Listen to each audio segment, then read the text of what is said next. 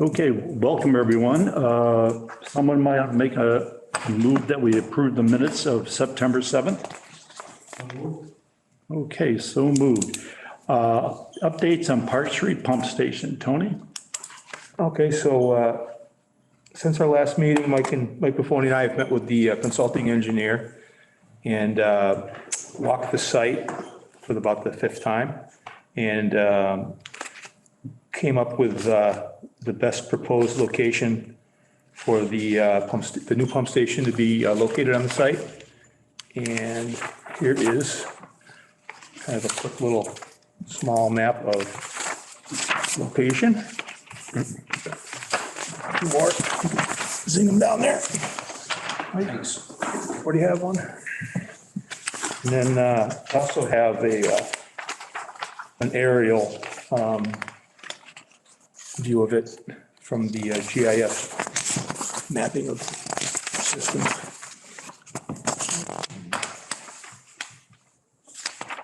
Get your coordinates.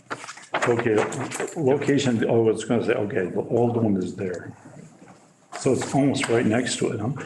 Yes, it's to the west of it, just basically in almost a straight line.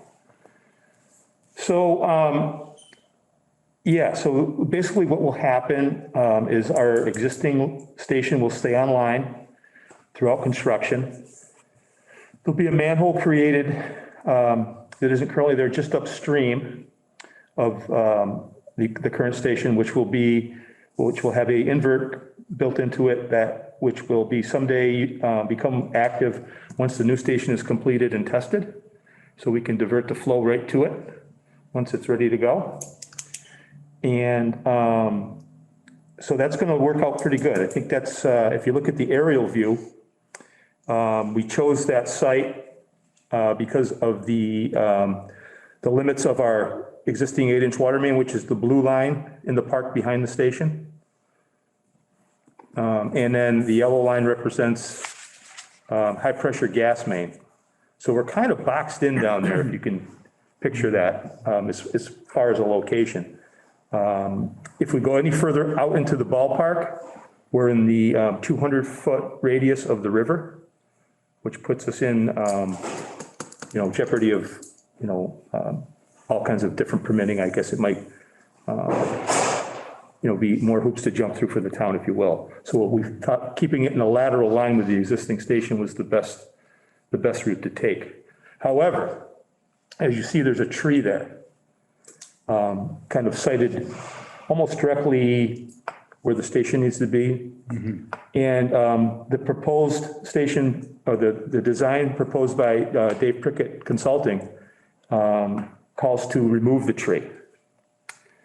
And I know that trees in Stockbridge are sacred, but we're thinking that with the site discrepancies here for other utilities and the closeness to the river, et cetera, that removing the tree would be a viable option to siting the new station. So I guess the long and short of it is next week, there's going to be some discussion on the tree at the selectmen's meeting. And then the following week, possibly a public hearing to remove the tree. Now, not only this tree, but several other trees in town? I can't speak exactly where they are. I've heard that there's other trees that might be on an agenda to speak of. This is the only one of concern to the water and sewer department and the commission that I know of. So I'm not sure exactly if there's more trees or not. I don't want to state any correct. Tony, what are these two lines here? This one that goes towards the river, this one here. That's a hydrant. Yep. And that is a abandoned 6-inch that used to go over to Park Street. Okay, that makes sense. And of course, the red lines are the. And Tony, the tree we're talking about is this one over here? Yes. Yeah. Which if you look on the black and white copy, it's kind of shaded outlined where it says 36 inches. You can it's kind of Yeah. it's not really darkened, but it's there. So, it looks like a really nice spot for the station. We can keep our existing station totally online while we, build the proposed. So I guess, was kind of, in speaking with Mike Canales today, with moving forward with this project, I guess the question came up as, does the commission, is the commission in favor of citing the station where Dave Prickett has proposed it in lieu of having to maybe remove the tree? I think if this is the recommendation, I'm in favor of it. Peter? In favor of it, yes. John? Say what? Are you in favor of this? Oh, no, yeah, it sounds like a good plan. I mean, it's got to be done. It's a good place for the new plant. Okay, We so were having a lot of problems, if you guys remember. I can't remember what year we did that water main project, but it was like, the year before we bought the excavator, probably, right? the one that you guys put in. Yeah, so Like 14? we had 3 water main breaks on this old 6-inch main. So we did the new piece under the river as well, in conjunction with this, but we put the new water main there. And we always kind of had a feeling that if we ever did the station, we would always bring the station towards the driveway because we're going to utilize that driveway as part of the station driveway. So that's why we put the water main around the back of it. And you can see, it's kind of tough to see in the dark green grass there, but we put a water service in for the future. There's a curb stop right there. Yep, there's a water shut off right there on the, you can see that we put Yeah, in for I see this, Oh, yeah, the future station water service when we were going by, so. So, of course, the old plant will be demolished in the end, and I believe that it hasn't been, none of the plans have been finalized yet, but, a verbal conversation with the engineer said that everything above ground will be removed. And everything below ground, the components will be removed in the below ground components. But I think we can fill the pod, if you will, the void in the ground there with fill and, or flowable fill or possibly just earth and fill. That's to be determined. well, I'm just wondering if, we could do something, to put in a planting or two to compensate for the loss. Oh, no, that's not, I did not mention that, but we will do whatever the select board, Similar to what we did over in Glendale. Exactly. Station. we plan to shield it with trees. And if you look at the overview of the plan from above, you guys are familiar with the gradient down there. There's a big hedgerow along, A berm and a hedgerow. berm and a hedgerow, and then the grade drops off. So from Park Street, I don't think that, certain times of year it may be visible, but when foliage is on that planter, heavy in, the 9 months out of the year or 7 months out of the year, I don't think you'll see the station over I think there. the only No, thing I see is a I was- chain link fence. What I was trying to suggest is maybe we could do Or like a replant. a replant, a substantial tree to replace the one that we'd be losing, Why not? Sure. and make that part of the project. Yep. And, That'd be a great idea. Yeah, you talk to Mike Canales about that, tell him, Yeah. get a nice tree and we'll, that's part of the plan to, Maybe the park and rec can be involved with that. yes. Because we're in charge of that property. Yeah, maybe they'd want, We can put whatever they'd like though. yep. So I guess if you guys make a motion to vote on it, that'd be great. Yeah, okay, somebody want to make a motion that we take that tree down as part of the plan for the pump station on Park Street? I move that we recommend to the select board to consider taking that tree down when presented at the hearing. Sounds good. Motion been made. Second? Second. All in favor? Aye. Aye. Opposed? So moved. Recommend to Michael that our choice is to take the tree down and move forward. Now, what did you say? You wanted somebody else to look at this, or are we deciding that? No, I think we decided on that. On what the tree, The motion was The motion was Yeah. that we recommend. recommend that the tree that come that be down. done. Yeah. Yes, yeah, and that we will plan on working with the Parks and Rec as far as planting another tree. Okay.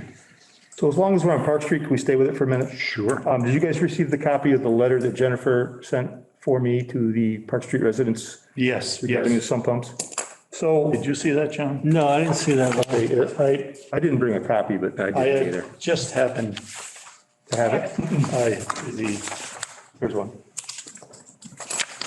There you go. there it is.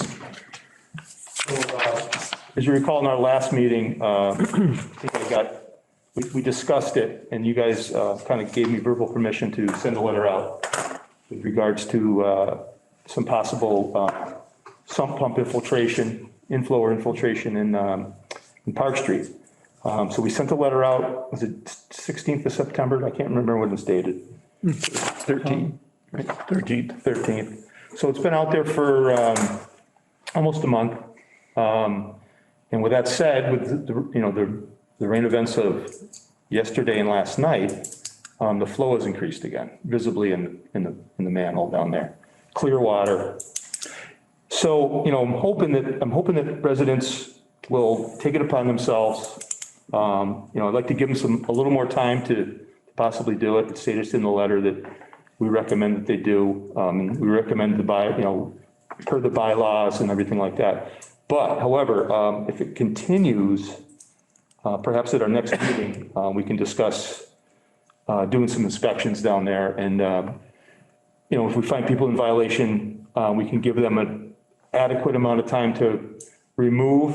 I don't want to impose fines, but I'm hoping that just the discussion here tonight, if people are listening in on TV or whatever, on Zoom, that maybe the word will get out and they'll do it.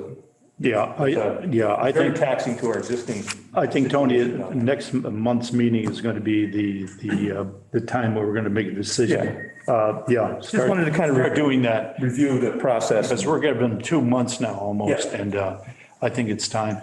I have on my notes here to ask you, Tony, when you're down there now, we have that feed coming from Park Street.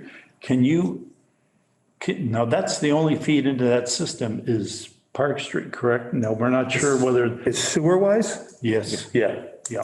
Yeah.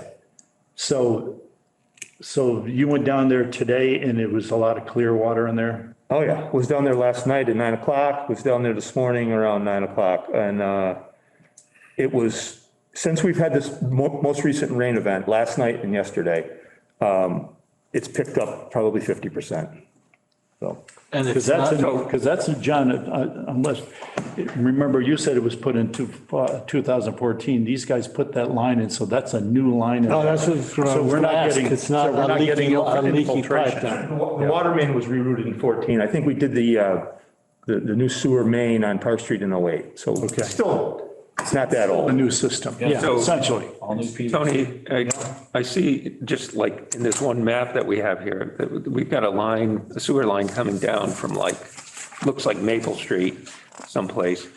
I mean, That, should we investigate those, Maple Street, Bucks Lane? we have, Elm Street? that particular service, that's actually a service that comes down right from there, from the Seven Salon. So that's a dedicated, That's only one house? yeah, yeah. Okay, and so there are no others that drop down from like Bucks Lane or? No, Elm Street or- Bucks Lane comes into the Park Street sewer through its, the Buck House is the only house on Laurel Lane. Laurel Lane. Laurel okay. Lane. Yeah, But the Buck House is served by the Park Street sewer. Comes down that little walking path easement that you can cut up through from Park Street. And that comes directly into a manhole right at where that easement intersects Park Street. I just wanted to, if it's only Park Street residents that are serviced here, or could there be others that, There's where only, the infiltration could be coming from? not that I know of, Okay. but So that manhole, actually, there's only one house, so obviously you're not going to get a lot of infiltration there. no, we've inspected that one. We'll get, That's all newer stuff too, Wilkinson. Yeah. didn't you dye test recently, like a month or two ago? We did some dye testing. There's something going on in between the two manholes in front of the store in Green, out by Route 7. And we're not sure what yet. And that's town drainage. So, we're kind of waiting to see, we have a kind of a plan that is in, very in its infancy about getting the drainage under control in that whole area. So we met down there with Mike Canales a couple months ago. We know there's an issue. We just don't know what it is yet, and it needs to be investigated a little further. Because this line here coming down from 7 Arts, even if there were, the system wasn't, up to snuff, you still wouldn't get that much flow, would you? No, shouldn't. Yeah, because that's just one, I'll remember where that used to go. yeah. Yes, we do. That's why that line comes back in the store now. It seems like a pump station or sump pump issue to me. Yeah. Yeah. So, Yeah, so like, to answer your question, like, the 2 catch basins out in front of Route 7 from last night's event and the day before's haven't been noticeably affecting any flow into the manhole above the Park Street pump station. It's all coming from Park Street, the clear, okay, that, from visibly looking in the manhole. yeah, okay, good. Okay. Tuckerman Bridge water line, I saw some the other day walking around and side of it. Must have been working, checking something on the. Yeah, I have not gotten an update from Foresight. Okay, because I did see someone there. Steve Mack said that they were gonna be looking through their state bridge inspections, which is kind of an office thing, and it's good to hear that somebody was down there. I'll touch base with them Yeah. and see, well, we'll get some kind of update through them once they go down and do their inspection and then be like, okay, because that's the biggest thing we're waiting for. We have to see if that bridge first has to get there is some repairs that need to be done to the bridge, but we don't know if what we're gonna do is they're gonna have to be done. It's some smaller items on a list there. And the bridge, and the selectmen and town administrator Mike Canales are well aware of it, and they want to be proactive rather than reactive, and they want to get something. And so that's going to be a good thing for them to be down there to look at this bridge and say, okay, you guys need to do this, and it might be something they put on the town meeting floor in the spring to get that updated. Well, hopefully and that's going to be what we're going to be looking for too, is to hopefully get a town meeting floor special article out of water surplus to fund moving forward, doing the work on the bridge and getting the water main. So that's, Okay, we'll get, once they get that stage of the contract completed, we'll get some kind of idea from them where we're at. okay, good. Access road, the water sewer plant, and is that anything more going to happen on that? Yeah, I talked to some local paving contractors, and we have a contractor that's gonna come down and put the driveway apron in, the first 50 feet off the road. So we can do it now? Yes. States that it's. Yeah. Good. We actually, we need to do it before winter. That's why we're kind of pressing to get it done. So LB is gonna come and put that binder, 3 inches of binder down and 2 inches of top. And then are we going to, you thinking about a gate, Mike, or not? We had a contractor come down, a fencing contractor. Me and we met with them last week. We got the gate working again over in the existing gate at the highway department. And he came over and measured where we would like to put the gate on our side over on the water sewer driveway. And I have not received an email yet. We met with him last, it was Thursday or Friday, I think. So Okay. So looking forward to have a gate out there. so the proposed location is just to separate water and sewer from the highway department side, but still have access all the time to 102? Well, it's more of not separating anything. It's just making sure nobody can just drive in and dump garbage whenever they Right. want. Yeah. But, so the new driveway will have a gate. They want to upgrade the drive system that's on the gate now, because it's getting really. mean the old one? The old gate, the existing gate. So that's the price we're looking to get, and no, the road will still be able to connect the two. Yeah, by the salt shed will remain open. We'll have a gate like, what, 70 feet off the highway, 80 feet off the highway? Yeah, so So Off the, 80 feet in from 102. from the new apron. Right. Yeah, Okay. yeah, yeah. And there'll be a little flared fence so people can't drive around Yeah, it. that's what I was Yeah. trying to get at. Because they would definitely drive around it. Oh, yeah. Picture that. You know that. Get that garbage in there. So you are gonna have a connection between the compacting It'll area? remain exactly the same. That just other exactly driveway the way you're it is. building? Yeah, the driveway around the salt shed that can, Like there was for a while? yes, Yeah. yes, yeah. It's still there. We just kind of discourage people to make the swing through. Yeah, you don't want them to go the other way. You want them to go one way. So when this road and everything is set, are people going to be able to exit that road after going the compactor or not? No, That's not the plan, I believe. it's not. Okay. So that's what I was asking. The It's not gonna be the one-way- exit. The one-way thing was really to get control of the traffic because the construction equipment that was around the garage and it was just such limited room. 2 people in, move out, let 2 more in. Now that there's a lot of room down there, there's a lot of room. Huey's done a lot of cleaning up. It looks great down It there. does. It does. Very, He's done a lot of work down there. This, that one Connex box has got to get moved out of there, but then there'll be a lot of room too. That's kind of in the So that way. gives you plenty of room for turning around and go back out the same driveway you Yeah. came in? Where's the box that the fire department? That's the one Mike's talking about. The big green one. That big, that's the fire department's? It's, I believe they sold it, so it's going to be moving. Oh, good.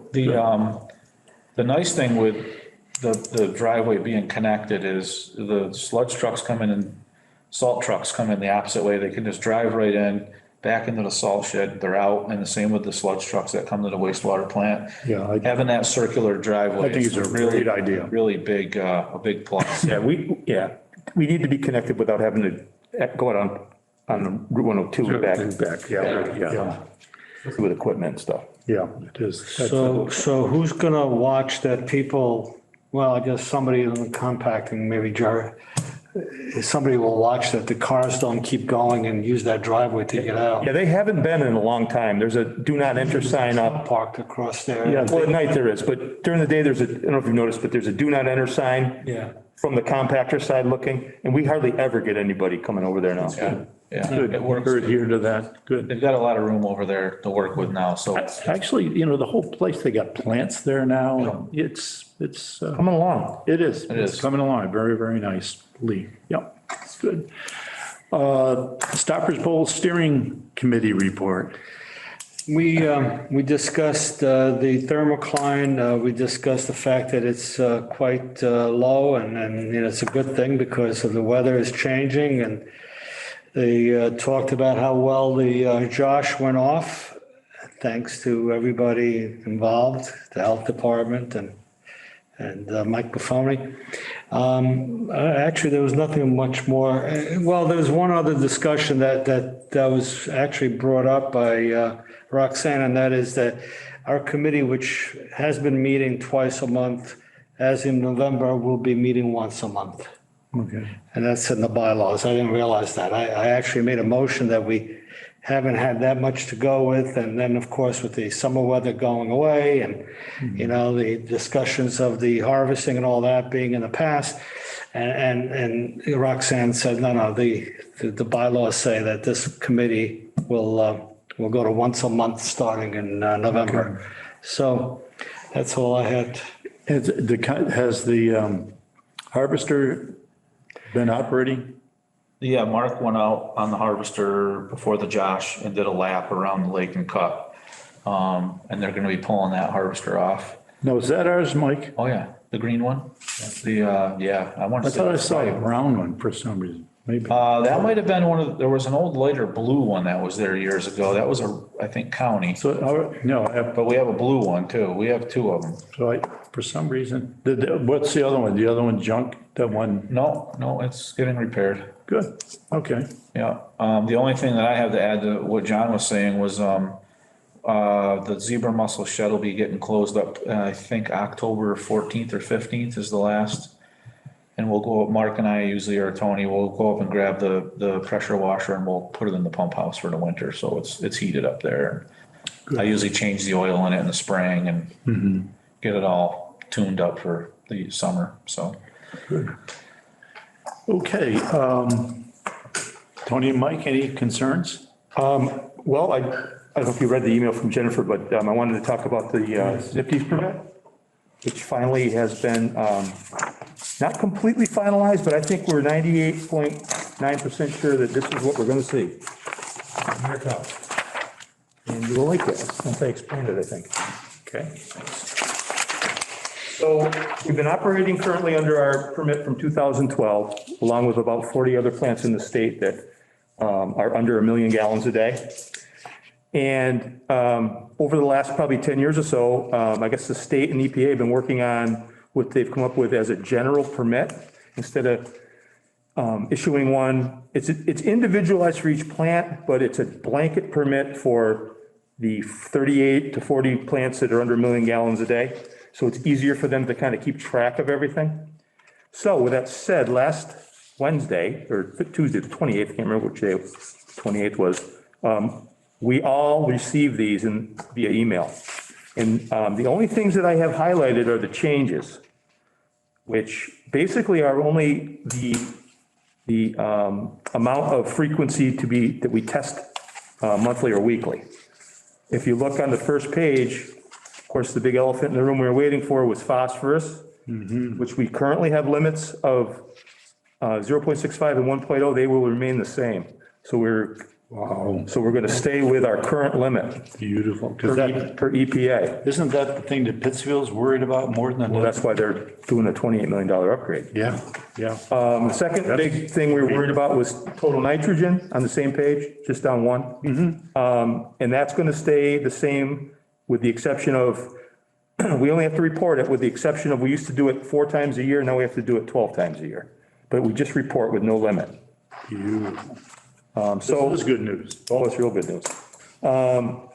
So some of the testing has increased, like the nitrogen, for instance, and some of the testing has decreased, like up at the top of the page, the 2 that I have highlighted as 1 week. We used to do those twice a week. So it's kind of a give and take, if you will, with the same exact limits. None of the limits have changed. Boy, that's, So that's good news for the town.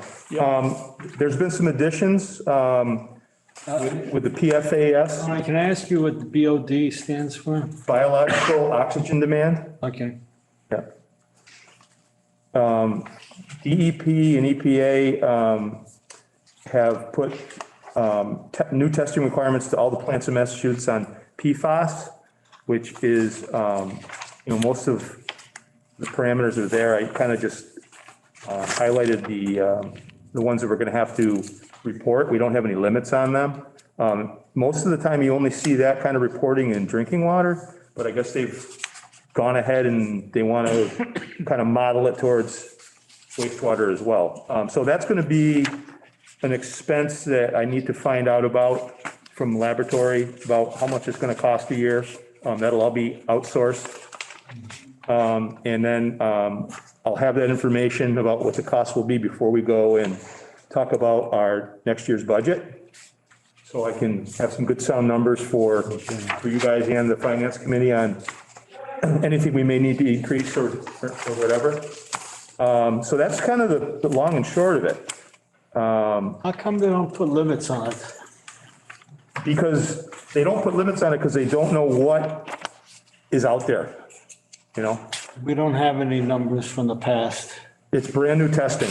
I see. It's brand new. And I think Michael's going to see it in water as well. Start this month. Right. They're going to start a little earlier than the wastewater. Yep.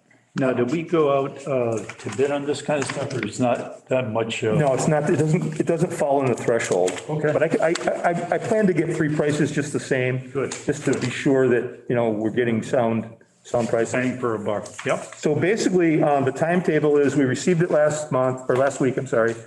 We need to respond back by the end of January 22.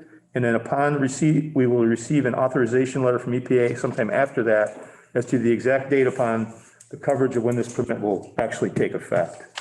So, I mean, there's some, in a general overview, I can see that the testing from a laboratory standpoint, as far as, what we need to bring to the lab, is probably going to increase a bit, maybe $5,000-6,000 a year. But getting off the hook for any Oh, yeah. lower phosphorus levels or any nitrogen level at all, I think that we are going to be okay. Good. And anything else that is in the permit that I didn't outline, we've had no problem, achieving for 36 years. It's So how long is this permit? could be good for? Yeah. I don't know that yet. That's a good question. They haven't determined as far as how long it'll be for. We're going to enjoy it as long as we can. Yeah. And it may have been in the documents that, they sent me like 6 attachments and a lot of them have like 30 pages.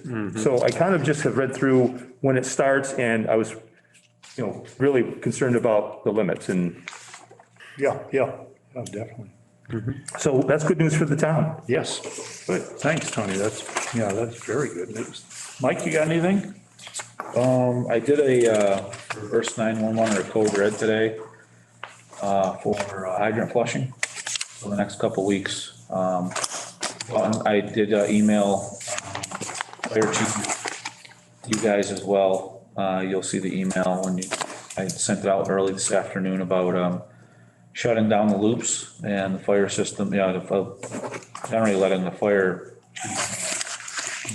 put in, I think we shut down all the loops so I can directionally flush and get the water flowing the way I want it to flow, and let Vinnie know that the loops are gonna be shut down. With our water tanks on both sides of town now, we're in all. It's nice. It's so nice. We don't really knock down pressures as much and flow rates, but with the smaller 6-inch mains, of course we will, but for the most part, nothing will really change too much. So I always like to let everybody know. I was going to, talk to you after the meeting because the water in my street for some reason is, Yeah, oh yeah, it's not good. I opened up the hydrant on Sergeant Street today. They're getting some orange water down there, so. yeah, we're going to. We didn't flush in the spring and Good. and the water's starting to get dense now, colder.